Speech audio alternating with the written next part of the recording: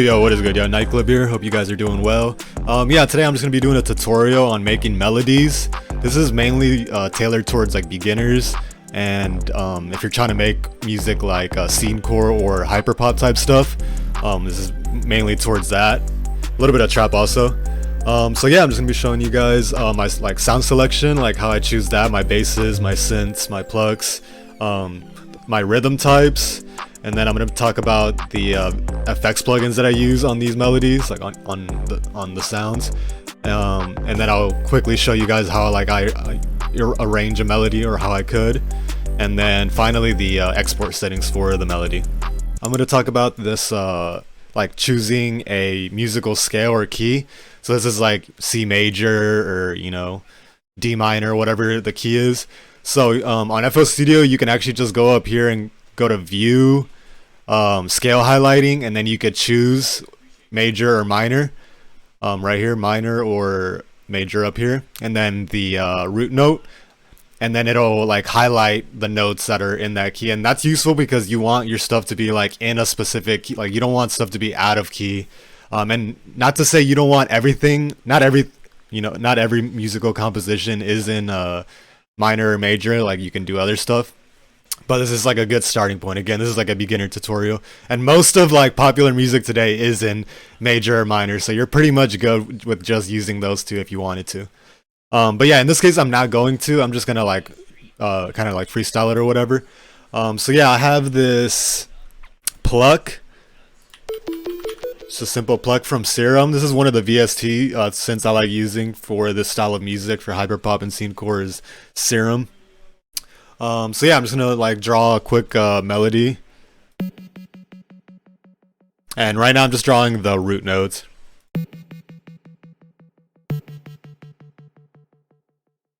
So these are like the bass notes, and then I'll build chords off of this. So there I just moved the notes up to 7, like up 7, all of them, up 7. And then here I'm moving them up 3, but this one, or I moved it up 4. I gotta move it up 3. 1, 2, 3, and then that one's 4. That one's fine, and that one's 4. I think that one's fine also. And then I'm just gonna like grab all of them, move them up 1 octave. So now let's hear what that sounds like.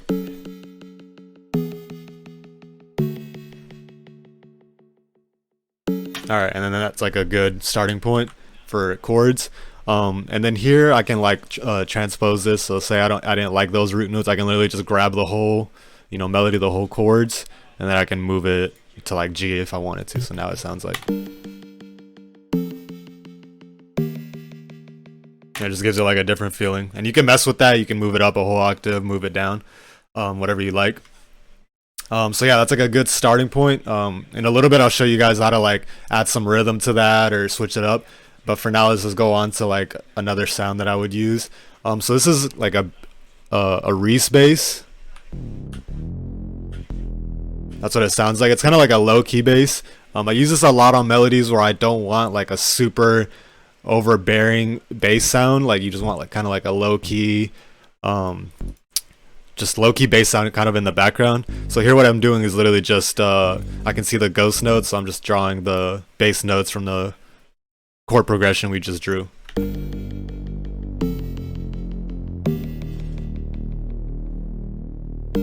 And there you could turn it up or down, whatever. And this is off of Vital. This is another VST synth plugin I use a lot. This one's free. It's basically like Serum but like a free version. So yeah, I'm a big fan of that synth. So yeah, that's a Reese bass. Another type of bass that I usually use, like, so this sounds like almost like a hyper poppy type, virtual, virtual vibe type melody so far.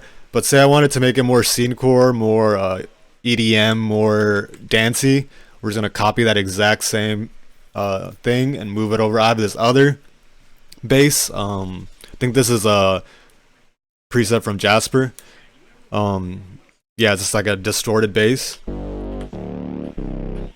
So there, say I wanted to make this more Scenecore vibe, I would do this. Probably switch this sound up too. The the plug, this has more of a virtual vibe. Well, we can work with this. But yeah, this is what this sounds like right now. So there the bass is way more, it's louder, more distorted, more high end. But if you wanted to give it like that Scenecore vibe, you just put duckers. So like I put this duck plugin. I use this a lot. Let's turn this on, put this on 5. So what this is doing is just ducking the signal. And this is what that sounds. Oh wait, it's on 6, my bad. 6, and this is what this sounds like. And you can see the signal there getting ducked. See how like over here the audio is way smaller than over here? This is the regular audio just coming in clean. So here I'll mess with this so you guys can sound like what this is doing. Or so you guys can hear what this is doing.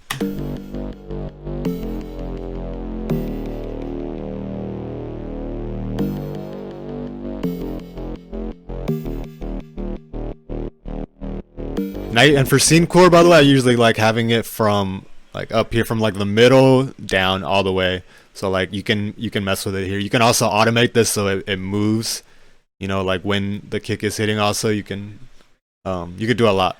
You can also mess with this. You can draw however you want, but this is what I use usually for the bass. So yeah, that's how to make it like Scenecore.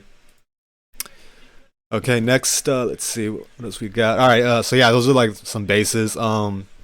Other types of sounds I would usually use, some like beginner type sounds that I recommend using are Arps.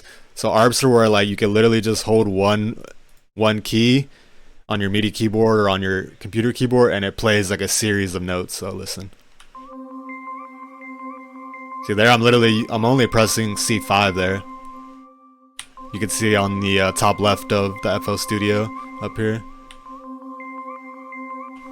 But yeah, so it's playing a series of notes, and this is just out of Electra.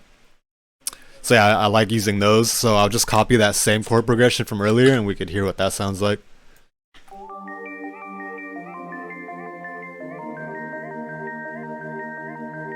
And that's, again, this is literally just a super simple chord progression we drew earlier. Add the bass.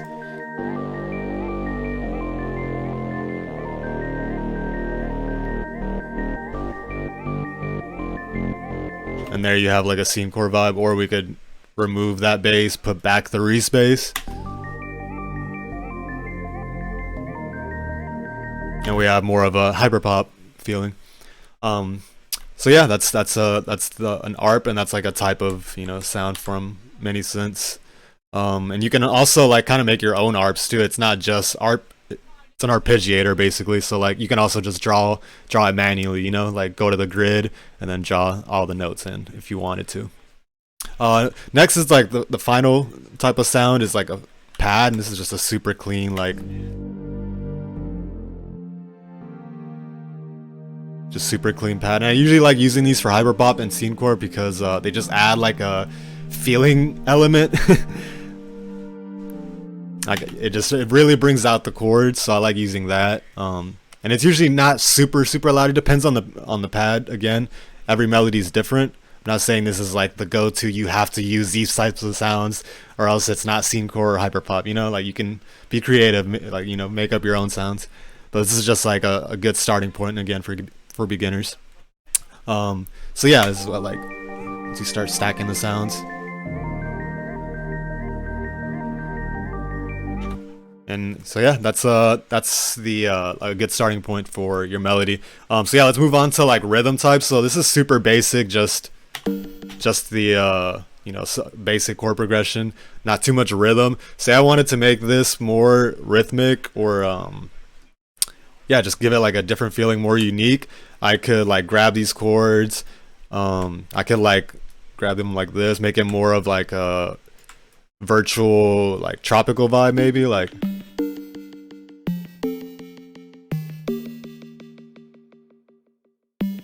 See, and that automatically gives it like that vibe. And all I did was just grab these and move them over. I could also, what else could I do? I could also grab all of these and make it more maybe like EDM-y. So just like repeat them maybe like this.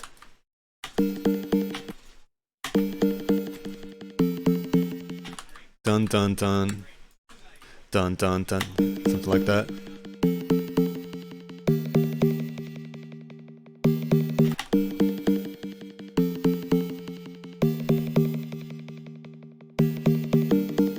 So yeah, this is a quick example of how you can like add rhythm to your chord progressions once you have them drawn out. You can, you know, be super creative with it. And again, like this is just the chord progression part, really. Like this is also considered a melody, but I haven't really added any like top melody elements yet. So this is like start drawing some of those in, and then we'll move on to the effects plugins that I use.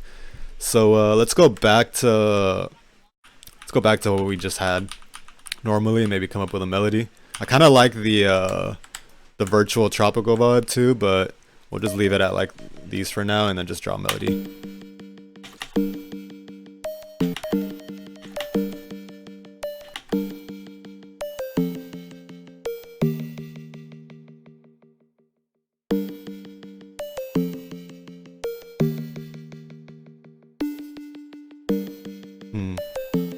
Kind of like maybe up here.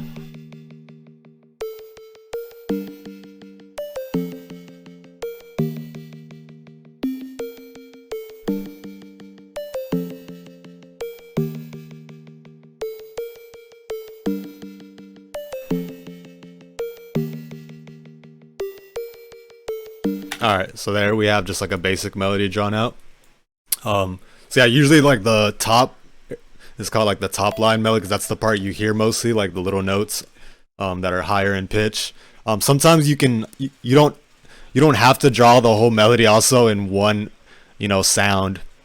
Like I could have just did the chord progression with this with this sound, and then these little melodies that I drew in, I could do that in another, you know, another synth VST. So yeah, just be creative, switch it up, and you'll get some cool results. Alright, so yeah, moving on to the effects plugins. We'll go over here. It's on insert 6. Cool. So yeah, I'm just going to talk about some of them. So Shaperbox 3 is a super cool one that I like to use a lot for like hyperpop stuff. It just adds like a bunch of different types of effects to it, like timing effects, noises, bit crush, width, panning effects, volume, filters. So yeah, you already heard what it sounded like dry. Let's hear what it sounds like with some presets.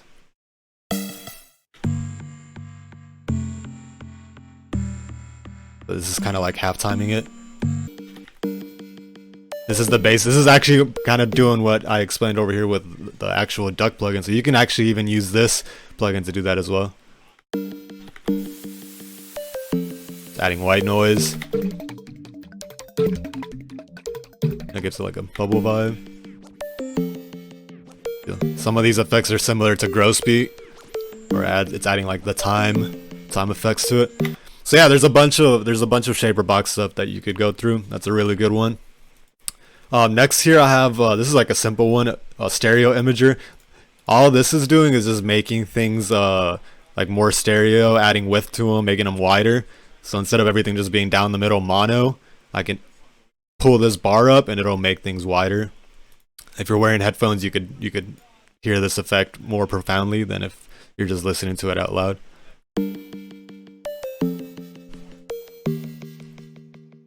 So listen there, you can actually hear it more on the sides of your ears if you're wearing headphones. And then I pull this down, it'll go away. More mono.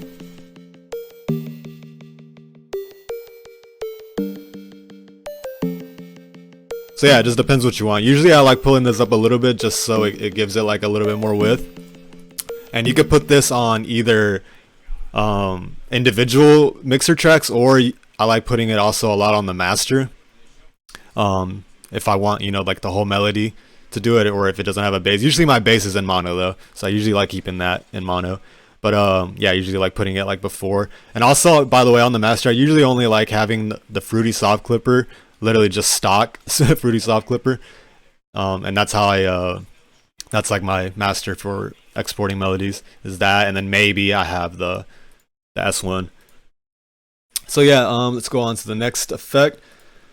Effect track. So this is kind of similar to Shaperbox, but it kind of has simpler effects. Doesn't have you know, super crazy effects, but you can still find some cool stuff here. Let's just go through some of them, I guess. That's cool. It's giving that grain crystallizer effect. That's cool. Pulse. This one's just panning stuff. So yeah, there's like some ones that you can actually hear like very profoundly, and some that are very simple. So yeah, you can just go through those. Effect rack. Next, this one's like just a reverb. It's called crystalline, and I just put this one on here just to remind you guys to like add add stuff to so it doesn't sound so dry, especially if you're using one shots. Like say you don't have all these like fancy plugins, even though Vital's free, by the way, so you can just get that. But like say you don't have a bunch of other plugins or whatever, and you're using one shots are they're usually dry, like dry signal, like no effects on them usually. So I recommend using like, you know, reverbs on your stuff, put delays, echoes, like add stuff, that way it doesn't sound so dry, unless that's what you're going for. Some melodies, like, you know, they're kind of they sound good dry, like, you know, not that many effects. Very rarely though. Usually if you're trying to make like Hyperpop Scenecore stuff in specific, you kind of want like a bunch of effects. So yeah, that's just like one reverb that I like using, is crystalline. So yeah, that's pretty much all the as for effects that you could use. Again, this is just a beginner tutorial. There's a bunch of other stuff you could use, but we're just, you know, going through the basics. Next step, we'll go through arrangement. So I didn't really draw that many like melodies or whatever here, but let's say I have all these sounds right here. So let's say I have this melody done. I would go over here, split by channel, and then I would grab the sounds. So say I wanted to use these, I'll just drag them in, and then I would usually just like copy them over like this, like copy everything over up to like 16. For example, you could do like up to 16 32s, whatever you're trying to do, 8 bars, I don't know. But we'll just do for 16 for now. So usually what I like to do is either have the build up, have it like drop with everything, or build up to it usually when I export melody loops. It just depends what sounds good to me. For this one, I might just do like it starts out with this pluck and the Reese, and then it goes into with the Arp, and then maybe after that it adds the pad, and then removes the pluck or something. I don't know, like it's just, you just try, it's almost like a puzzle. You just see what sounds good, and usually during the process of me making the melody, I usually know what I want to do during the arrangement. You get what I mean? Like I'm kind of thinking in the back of my head like, okay, this part sounds good with this part. And you can also like color coordinate stuff. So this is like another kind of useful tool. So say I know this pluck sounds good with this bass, and say I have a bunch of other sounds, like other basses too, that I'm going to use in the beat, I'll color coordinate stuff. So I'll like right click, change the color. I'll like make this red, change the color, make this red also. So then I know like, okay, both of these sounds are going to sound good together. So then when I go over here, I had already what's it called, split them, so that's why I didn't change the color. But usually when you do this before and then you do the arrangement part, it'll stay red. But yeah, you could do that, so that way you know like, okay, those two sounds sound good together, so I'm gonna put them. So let's just listen. That's the two sounds, and then maybe the Arp comes in, and then maybe the pad comes in, and the pluck went away, so that sounds, you know, decent so far. And then pluck comes back in or something. Or I could have pluck comes back in and pad goes away. Or I could have everything goes away except the pluck. And that sounds way more like extreme, you know, like it kind of like, it's almost like a drop. Or like a drop down or whatever. But yeah, that's pretty much like a simple arrangement you can do. And if you're exporting melodies to like send to people, you could export it just like this and it would be fine. But say you wanted to give them like stems, what you would do is literally just grab all the sounds. So these are all the sounds, and then I would just go like this. So if you've used melody loops from me, like, you know, this is kind of like how I export them when you use them, because you could just I play like a lot of the melody at the beginning, and then I also give like the stems at the end. So usually I would just like yeah, arrange them like this, like put every sound and then separate it by like 4 to 8 bars, and that way the person can go in and like you know, cut the audio at every part, and then it's basically like having stems. They can arrange it how they would like, and it lets them, you know, be more creative with your loop, and maybe they're more bound to use your melody because you did that. So yeah, that's pretty much the arrangement. Next we're going to that's you're basically done with the melody now. Now I'm gonna show you guys my export settings on FL Studio on how I export my WAV file. So yeah, let's jump into that.